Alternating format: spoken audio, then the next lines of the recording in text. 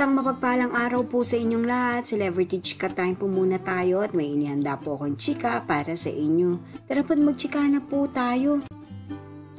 Hala, sino itong GMA News reporter na na-inlove kay Alden? Yes, mga celebrity chika time, yan po ang ichichika ko sa inyo na lubos rin pong usap-usapan sa social media ng mga netizens, lalong-lalo na nga po ng mga follower at supporters ni Alden.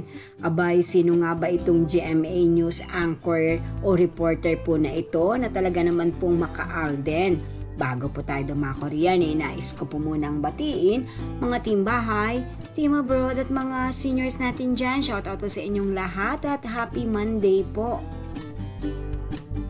Kamakailan nga po ay nagpa-black screening ang mga GMA Integrated News Reporters sa pelikula po ni Alden na 5 Breakups and a Romance, at ito nga po ay pinangungunahan nila Mel Chanco, Nelson Canlas at Tina Panganiban Perez.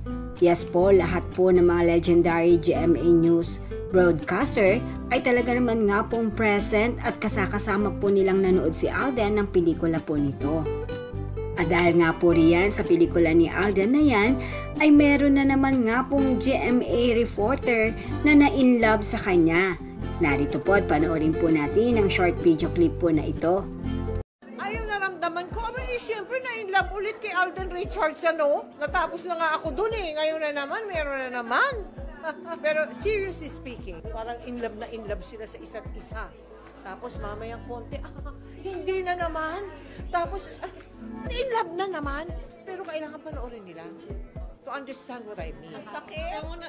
Talagang damang-dama mo. Yung hapdi, yung bigat, yung sakit. Sobrang pinipigilan ko umiyak. Pero nung last scene na, wala na, nag-waterfalls na talaga siya. Sobrang galing ni Julia and Alden. Sobrang may chemistry sila and very natural. Siyempre nag-i-expect ka ng love story, pero it's more than that. Kaya nakakatuwa tong movie na to. Explore niya yung iba't ibang meaning ng breakup. Makaka-relate talaga lahat ng tao.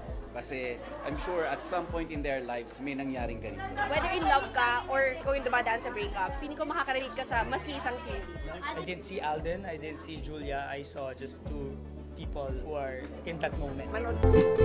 So ayan nga po, sobrang na-inlove po si Mel Chanco sa napanood po niyang bagong pelikula at bagong karakter ni Alden sa 5 Breakups and a Romance. Abay, mukhang maganda nga naman ang pelikulang ito, kung kaya naman nga po isa sa mga news anchor na si Mel Chanco ang may marami pong papuri at sinabi patungkol sa ganap o project po na ito ni Alden.